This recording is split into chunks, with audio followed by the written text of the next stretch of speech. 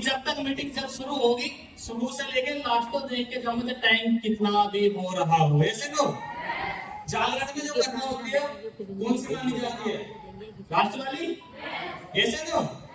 तो सबसे पहले जोरदार क्लैपिंग इस सारे ग्रुप वालों के लिए, जोरदार क्लैपिंग।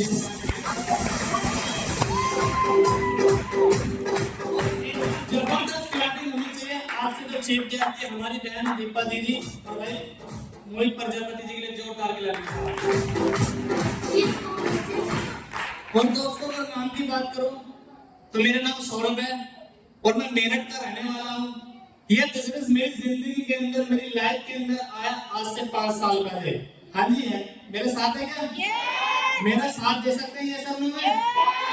ये वंडरफुल बिजनेस मेरी जिंदगी के अंदर, मेरी लाइफ के अंदर आया आज से 5 साल पहले। और जब 5 साल पहले मेरे पास ये बिजनेस आया था, बहाना मेरे पास था। पूछो क्या? किसी के पास बहाना होगा कि मेरे पास 5-7 हजार रुपए बिजनेस में लगाने के लिए नहीं है। लेकिन मेरे पास भी बहाना था। बहाना ये था कि मेरी टीटीएम को करने के साथ उम्र भी नहीं के साथ सबकी उम्र 18 से प्लस है। तो मैंने ये बिजनेस अपने पापा के आइडिया से बिजनेस शुरू किया। और जब शुरू किया दिक्कत परेशानी मेरे पास आई। पूछो क्या? मेरे पिताजी ने काफी सारी कंपनी करी थी, नेटवर्क मार्केटिंग, इसी तरह की कंपनी का नाम लेना नहीं चाहूंगा। मेरे बुआ जी के लड़के के साथ काफी सारी कंपनियां करी थी, तो मेरे पिताजी को बिल्कुल भी भरोसा नहीं था। तो ऐसे चलते चलते जैसे मैंने इसको ज्वाइन किया, ज्वाइन करने के बाद जैसे तैसे मैंने पैसे को जुगाड़ किया। जैसे मोहित भाई ने बताया ना अपने दादी के मैंने कानों के बाली बेची, तो मेरे पिताजी ने बिल्कुल मना कर दिया। और मैंने अपनी मम्मी को जैसे तैसे करके मीटिंग दिखा के, मक्खन लगा के, जैसे तैसे पटा के मैंने अपनी माँ की कानों की बाली 7,000 रुपए के साथ दी इस बिजनेस की शुरुआत करने के साथ। पैसा था नहीं, क्योंकि पिताजी का एक्सीडेंट हो चुका था। 1.5 लाख रुपए का मेरे पास कर्जा था। 7 से लेकर 8 लाख रुपए मेरे पिताजी के एक्सीडेंट में लगे थे। कुछ हमारे पास था, कुछ का हमने साल ब्याज पे पैसा उठा लिया, जैसे नो। तो ऐसे करते करते 1.5 लाख रुपए कर्जा उतर गया। है किसी के पास कर्जा? हेलो, अगर आपके पास कर्जा है, जब कर्जा मेरा उतर सकता है तो कर्जा आपका भी उतर सकता है। क्यों उतर सकता है? क्योंकि आज तक मैंने कभी अपना आप को किसी से कम नहीं समझा। क्योंकि जो भी मेरे पास बिजनेस आया, मैंने कभी उसको ये नहीं बोला कि मेरे से नहीं होगा। मैंने बोला जब मीटिंग में जब ये बंदा कर सकता है, जिसको 1,85,000 का चेक मिल रहा था, उसको कंधे पर उठाकर लेके आ रहे थे, तो पक्का मैं भी पक्का कर सकता हूँ।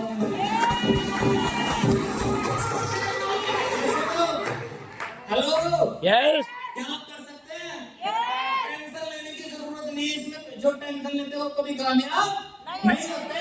तो मैंने भी पैसा को जुगाड़ किया। मगर जहाँ 1.5 लाख रुपए कर्जा है, वहाँ 7,000 रुपए का और सही, या तो बाबा रेल में या बाबा गेड़ में। तो मैंने भी एक अनजान व्यक्ति पे विश्वास करा। ना मेरा रिश्तेदार था, ना मेरा पड़ोसी था। पानीपत से चल के एक फैक्ट्री के ठेकेदार को प्लान बताने के लिए आया था। और मैंने पूछ लिया, भैया मुझे भी ये प्लान बता दो। ऐसे लो, ऐसे लो। और जब मैंने इस प्लान को देखा तो मेरे अंदर भी साहब एक इच्छा पैदा हुई। क्या इच्छा पैदा हुई? कि मैं भी इनसे अपना खर्चा उतार सकता हूँ। तो आप विश्वास नहीं करोगे, जब मैंने बिजनेस की शुरुआत करी थी तो मेरा पहला चेक आया था और मेरा छठा केवल 1,85,000 का आया था। डेट ऑफ ज्वाइनिंग से लेके 1,85,000 तक की डेट ऑफ ज्वाइनिंग देखना। मात्र 5 महीने के अंदर मैंने इस बिजनेस से 2,55,000 रुपए कमाए थे साहब। 2,55,000 में करा क्या कहते हैं? पैसा कमाना कोई बड़ी बात नहीं, लेकिन पैसे को कमा के अच्छी जगह लगाना बहुत बड़ी बात है। मैंने 2.5 लाख रुपए का 2,55,000 का सबसे पहले मैंने एक बाइक ली।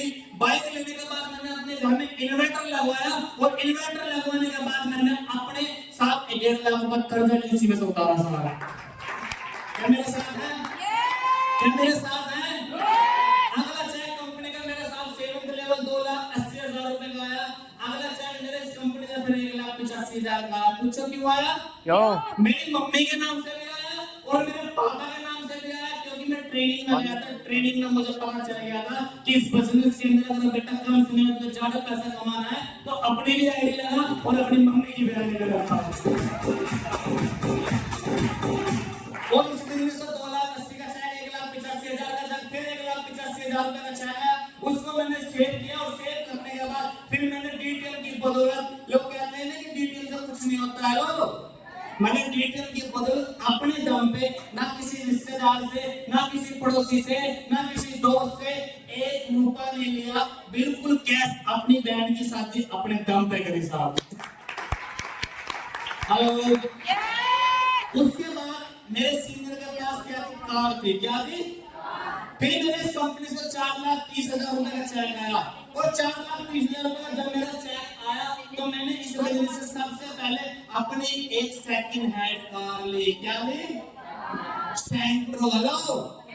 सेकंड हैंड सेंट्रो मैंने कार ली, उससे मैंने वर्किंग करी, आज मेरी वो फैमिली कार है। ये सुनो, अगला चेक मेरे इस बिजनेस से छोटे छोटे चेक आते रहते हैं, क्योंकि मैंने इस बिजनेस के अंदर साहब कब पता नहीं कितनी आईडी कहां लगा दो, छोटे छोटे चेक आते रहते हैं। तो फिर मैंने इस अपना पूरा और किया, क्योंकि पैसे से पैसा बनाना था। ऐसे लोग, आज मैंने डीटीएम से कितना पैसा कमाया, अभी मेरी 16 लाख इनकम थी, आज मेरे डीटीएम से साहब 20 लाख प्लस हो चुकी है साहब।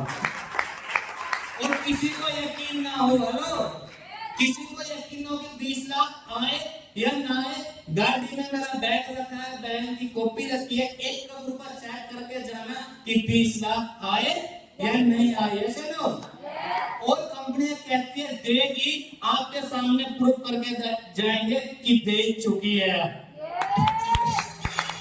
और इसी बीच के दौरान मेरा एक सपना बना कि कभी मेरे पिताजी का सपना हुआ करता था खुद की एक गाड़ी लेना। ऐसे को तो मैंने तो सेकंड हैंड कार ली, लेकिन मैंने अपने पिताजी को अक्टूबर के अंदर न्यू ब्रांड शोरूम से निकाल के अपने पिताजी को बलेरो गाड़ी गिफ्ट की है साहब।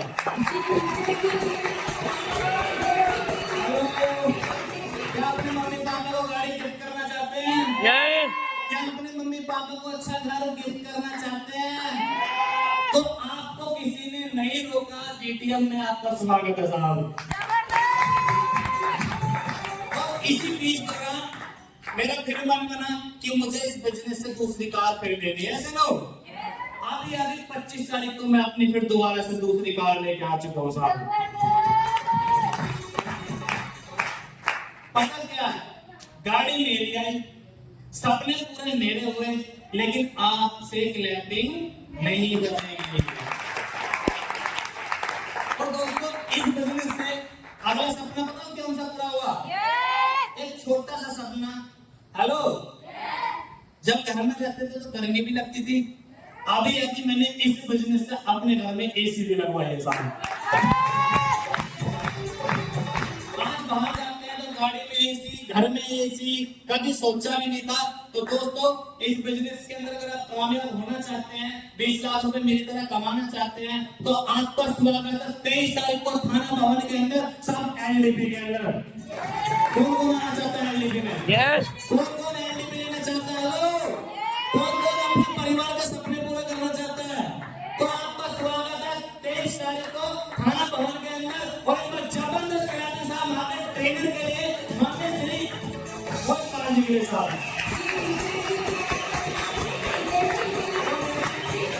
तो मिलते हैं 23 तारीख को सब जबरदस्त जोश और जुनून के साथ एलडीपी के अंदर। आज भी सीख रहा हूँ, और जब तक डिटेल करूंगा साहब, जब तक सीखता रहूंगा। तो दोस्तों, थैंक यू। मिलते हैं 23 तारीख को।